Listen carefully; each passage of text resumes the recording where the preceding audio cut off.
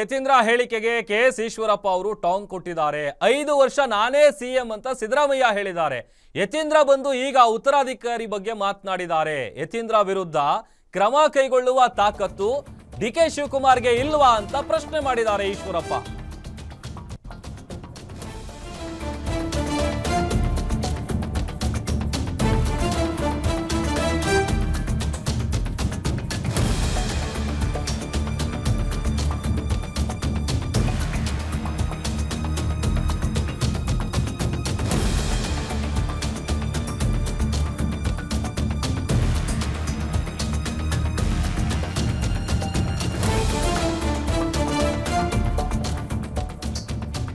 ಒಂದ್ ಕಡೆ ಸಿದ್ದರಾಮಯ್ಯ ಅವರು ಹೇಳ್ತಾರೆ 5 ವರ್ಷ ನಾನೇ ಮುಖ್ಯಮಂತ್ರಿ ಅಂತ, ಮತ್ತೊಂದ್ ಕಡೆ ತಮ್ಮ ಮಗನಿಂದ ಹೇಳಿಸ್ತಾರೆ ಉತ್ತರಾಧಿಕಾರಿ ಬಗ್ಗೆ. ಯತೀಂದ್ರ ವಿರುದ್ಧ ಕ್ರಮ ಕೈಗೊಳ್ಳೋದಕ್ಕೆ ತಾಕತ್ತು ಡಿಕೆ ಶಿವಕುಮಾರ್ ಗಿಲ್ವಾ ಅಂತ ಪ್ರಶ್ನೆ ಮಾಡಿದ್ದಾರೆ ಈಶ್ವರಪ್ಪ. ಯತೀಂದ್ರ ಕೊಟ್ಟ ಹೇಳಿಕೆ ಎಳಸು ಹೊಂದಿದ್ದಾರೆ ಈಶ್ವರಪ್ಪ ಅವರು. ಸಿದ್ದರಾಮಯ್ಯ ಸ್ವತಃ ಮಗನಿಂದ ಸತೀಶ್ ಹೆಸರನ್ನ ಹೇಳಿಸಿದ್ದಾರೆ. ಮತ್ತೊಂದ್ ಕಡೆ ಡಿಕೆ ಶಿವಕುಮಾರ್ ಸುಮ್ಮನೆ ಕೂರುವ ಹುಳ ಅಲ್ಲ. ವಿಜಯಪುರದಲ್ಲಿ ಮಾಜಿ ಡಿಸಿಎಂ ಈಶ್ವರಪ್ಪ ಹೇಳಿಕೆಯನ್ನ ಕೊಟ್ಟಿದ್ದಾರೆ. ಮುಖ್ಯಮಂತ್ರಿಗಳ 10 ಬಾರಿ ಹೇಳಿದ್ದಾರೆ 5 ವರ್ಷ ಪೂರ್ಣ ನಾನೇ ಮುಖ್ಯಮಂತ್ರಿ.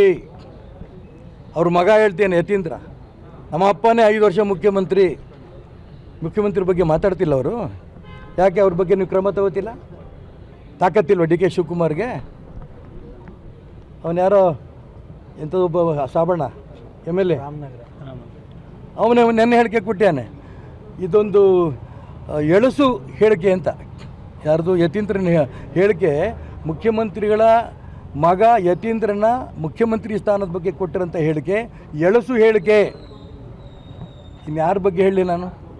ಮುಖ್ಯಮಂತ್ರಿ ಬಗ್ಗೆ ಹೇಳೋದೊಂದು ಬಾಕಿ ಇದೆ. ಈಗ ಸತೀಶ್ ಜಾರಕಿಹೊಳಿ ಹೆಸರು ಮೊನ್ನೆಲ್ಲ ಬಿಟ್ಟಿದ್ದಾರೆ. ಯಾರು ಬಿಟ್ಟರು? ಯತೀಂದ್ರ ಅವರು ಬಿಟ್ಟಿದ್ದಾರೆ. ಯತೀಂದ್ರ ಅಂದರೆ ಯಾರು?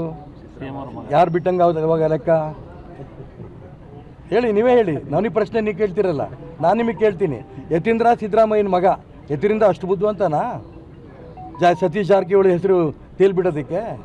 ಇದ್ರ ಹಿಂದೆ ದೊಡ್ಡ ಷಡ್ಯಂತ್ರ ಇದೆ. ನನಗನ್ಸುತ್ತೆ ಯಾವ ಕಾರಣಕ್ಕೂ ಡಿ ಕೆ ಶಿವಕುಮಾರ್ಗೆ ಮುಖ್ಯಮಂತ್ರಿ ಆಗೋಕ್ಕೆ ಅವಕಾಶ ಕೊಡಲ್ಲ. Number 1. Number 2, D K Shivakumar ಸುಮ್ಮನೆ ಕೂರಲ್ಲ. ಅದು ಸುಮ್ಮನೆ ಕೂರಂಥ ಹುಳ ಅಲ್ಲ ಅದು. ಅರ್ಥ ಆಯ್ತಾ? ಹಾಗಾಗಿ ಎಷ್ಟು ದಿನ ಈ ಸರ್ಕಾರ, ಕಾಂಗ್ರೆಸ್ ಸರ್ಕಾರ ಕುಟು ಅಂತ ಜೀವ ಇಟ್ಕೊಂಡಿರುತ್ತೋ ಗೊತ್ತಿಲ್ಲ. ಬಂದು 2.5 ವರ್ಷದಿಂದನೂ ಕೂಡ ಕರ್ನಾಟಕ ರಾಜ್ಯದ ಜನತೆಗೆ ಹಿಂಸೆ. ಒಂದೇ ಒಂದು ಅಭಿವೃದ್ಧಿ ಕೆಲಸ ಆಗಿಲ್ಲ. ಕಿರಣ್ ಮಜುಮ್ದಾರ್ ಅವರು ಕೇಳ್ತಾರೆ 15 ರೋಡ್ ನಾನು ಮಾಡ್ತೀನಿ, ಅವಕಾಶ ಕೊಡಿ ಅಂತ. ಇಂಥ ಸರ್ಕಾರ ರಾಜ್ಯದ ಇತಿಹಾಸದಲ್ಲಿ ಯಾವುದೂ ಬಂದಿರಲಿಲ್ಲ. ಗುಂಡಿ ಮುಚ್ಚಕ್ಕೆ ಖಾಸಗಿ ಕಂಪನಿಗಳು ಹೊರಗೆ ಬರ್ತಾ ಇದೆ ಅಂತಂದರೆ ಸರ್ಕಾರ ಸತ್ತೋಗಿದೆ ಅಂತಲೇ ಅರ್ಥ. ಅದಕ್ಕೋಸ್ಕರ ರಾಜ್ಯದ ಯಾವ ಅಭಿವೃದ್ಧಿ ಕೆಲಸನೂ 2.5 ವರ್ಷದಿಂದ ನಡೆದಿಲ್ಲ.